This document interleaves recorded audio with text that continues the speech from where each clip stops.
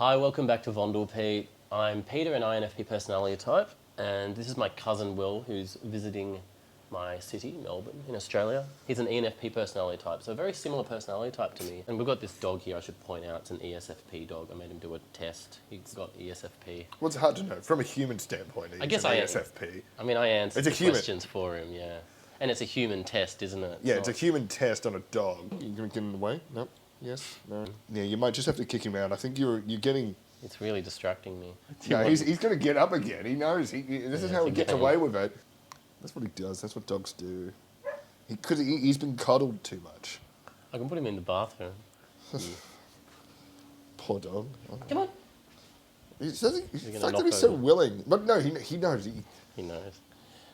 It's like he knows he's being No, but he also can't help it. It's like he's just being him. Like, he's not being fully annoying. He just doesn't understand the social cues of what filmmaking is. You don't understand filmmaking. Because he doesn't give a shit, because he's a dog. You don't Which understand. is great. I mean, it's great. I wish I could not give a shit that much as a dog. You just don't understand. Okay. So this is my ENFP cousin, There we William. go. He's down from the outback of Australia, and he's in Melbourne, we're a bit more cultured and European down here, and he's trying to fit in with this INFP arty cousin of his, and So this is better. this is better. That's me taking dominance over the scene again.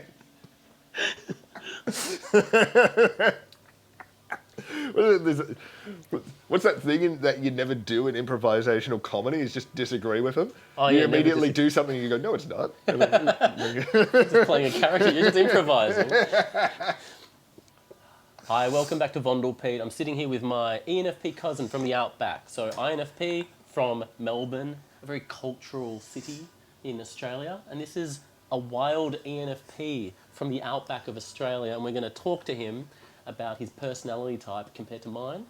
And we're going to talk about how he sees life, basically. And we're going to talk about some of our interactions we've had over the years as cousins. One thing we've been talking about recently is about how you sort of encourage me to do things where I might be hesitant, which is what I like about the dynamic. well, it's not just that. I think what I said is also that you've come up with the idea beforehand. You already knew which decision you wanted to make. So this might be like, should I go out tonight, or should I go to this country maybe? Or should we eat this? Should we, go out? Should we drink this? Something like that. Yeah. And to me, I don't know how I detect it. It's a vibe.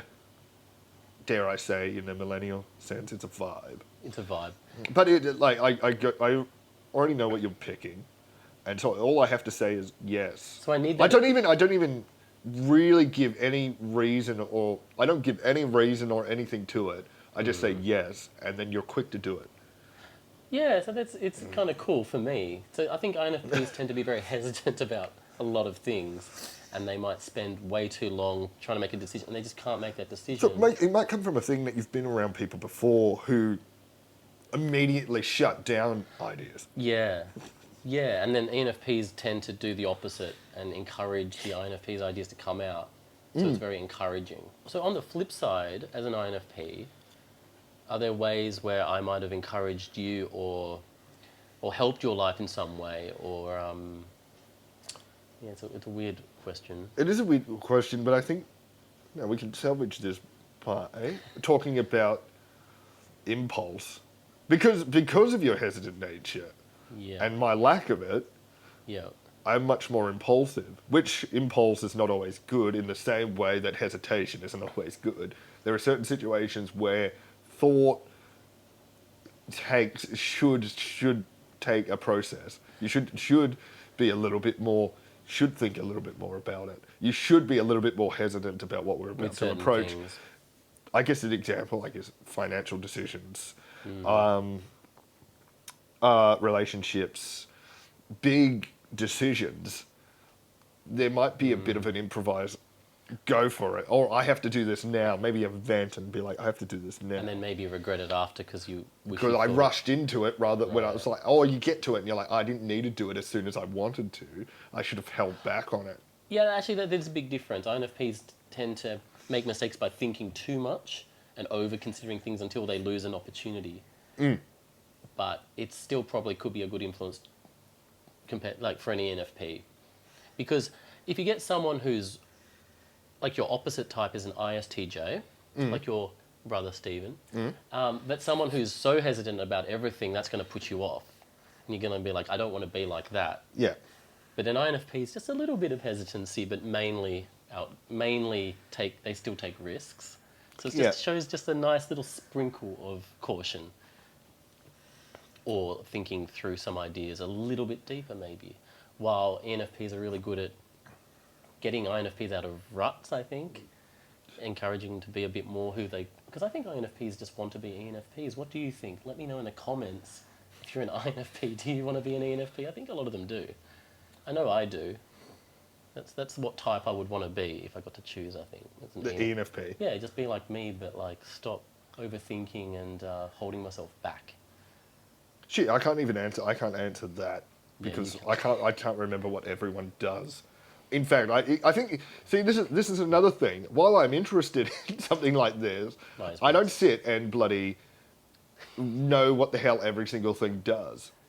Yeah, whereas I tend to go so overboard. I memorize every function and read that you could sit there and you explain each thing does, but I think it's because it's so in a theoretical sense. This is just using Myers-Briggs as an example, but I mean, it could probably apply to a lot of... Philosophy has been another thing. You'll do the same thing with philosophy, while I will do the equivalent of look at it from a distance and go, that's nice. Yeah, without really analysing INFPs will sort of jump in for a few days and try and learn every bit they can, I think. Well, I just get the general gist of something, and then go, all right, that's enough.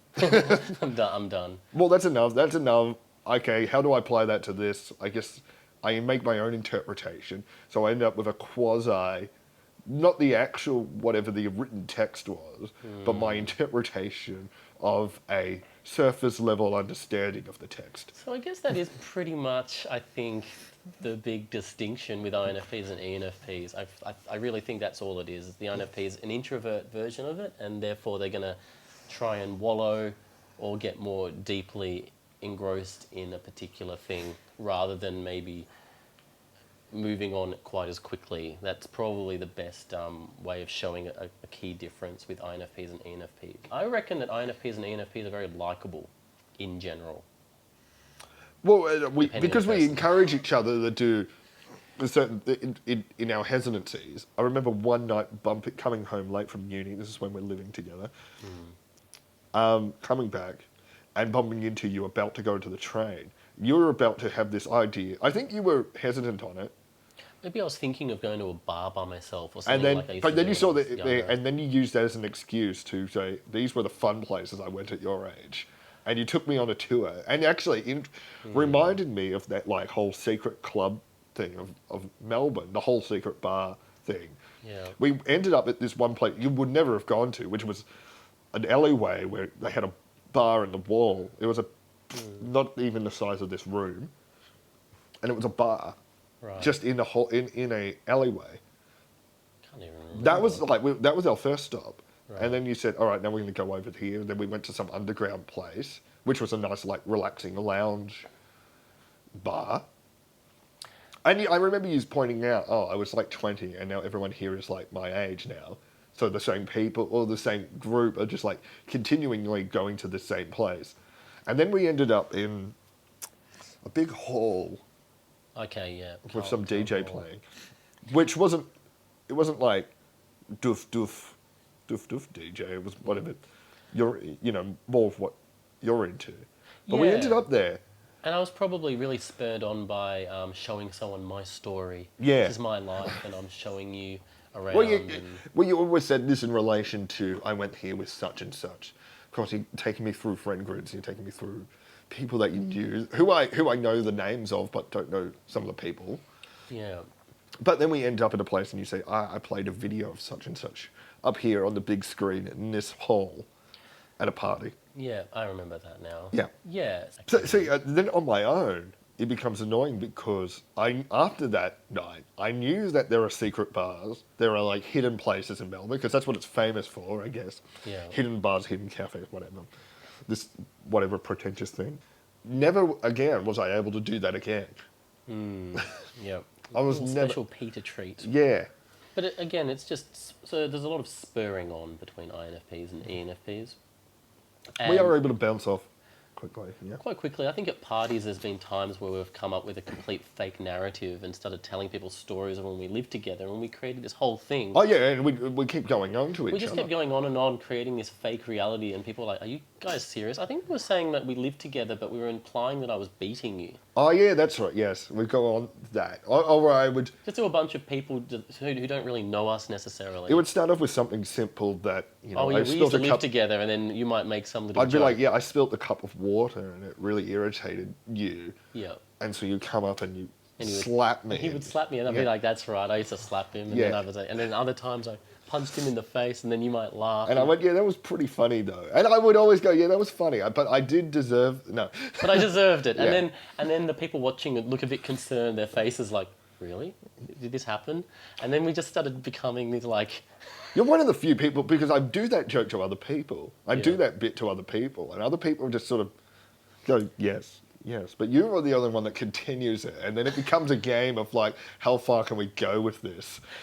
yeah, I guess that's right. And it just kept getting going up and up. And I was like, yeah, sometimes I would come home drunk and angry, and I would get your head and Beat it in against the door wall, and start yeah. hitting your head against the wall. And then you'd be like, "Oh, but he didn't mean it. I He know didn't mean it didn't." like that, yeah. Yeah, we went on for quite a while. I really enjoyed that.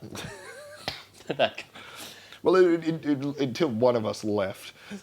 And then just walk away. Never clarify to anyone whether that's true or not. Well, I think to us it's natural that it's not believable, but some people can't make the distinction of when we're exaggerating. That's what we get a lot, especially I get. Yeah. People don't know when my exaggeration starts or ends, and possibly with you. Yeah, people But with say the you, it's same. clear to me where it's happening. Yeah, so you understand. So I can start just making up some random shit, and you know that I'm exaggerating or lying. But a lot of people always say the same thing to me. I can't tell whether you're being serious or not. Yeah. But what I find is because you go in the... I think what confuses people is because you've got the attitude or you've got the vibe or you've got the emotion of the scene right. But maybe the details of the story are purposely exaggerated to enhance the emotion of the story. Ah, I like that. Yeah. That's good. That validates me. You know, So which is why I'm able to go, I know that didn't happen, but I know what you're getting at. Peter's lying, however, Yeah. there is a truth behind the lie. Yeah, and there is a reason that you're doing that. There is a reason that you're lying in this I'm particular way. dramatising the story. Yeah.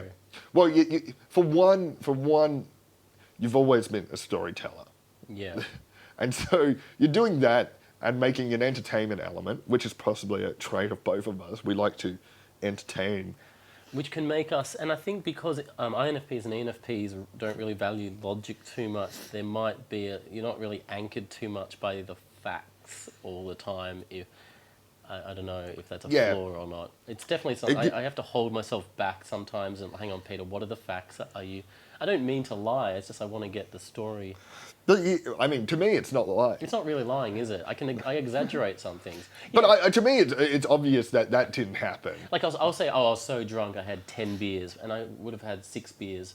But I think the better example is when you say such and such yelled at me. I was like, well, and Yeah. you tell the story, and it would be something like a miscommunication between you and a someone at a cafe.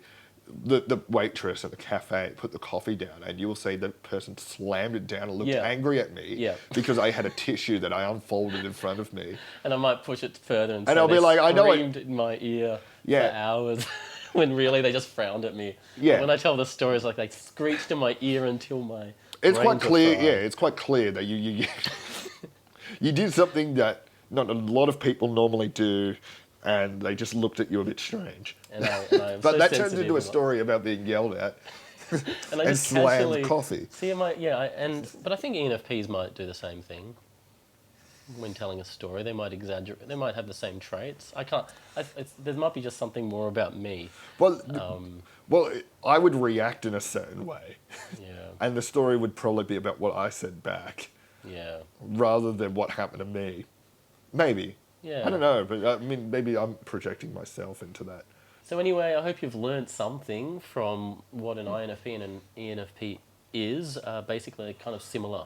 They can egg each other on. And It doesn't help. It doesn't. Doesn't help anyone. It's like drawing two parallel lines at the moment. It's like, oh shit, there's no conclusion or opening to any of this. yeah, there really This didn't isn't. get anywhere. No, but let me know in the comments if you've got a similar dynamic with an ENFP or an INFP, or if Hey, you're another. like and subscribe. No, Like and you got to do subscribe. that. You're not going to do. Do you have to do that? I don't fucking know. No. They always do it. I don't know, but it's always like a. Unsubscribe. Hey, make sure you like and subscribe to this video. Press that little like button down below. You know, every little bit helps. You don't have to, you know. Just that shit. Yeah, that's shit. All right. Hope you've enjoyed this video, and I'll see you next time. Guess I gotta press the button. Yeah.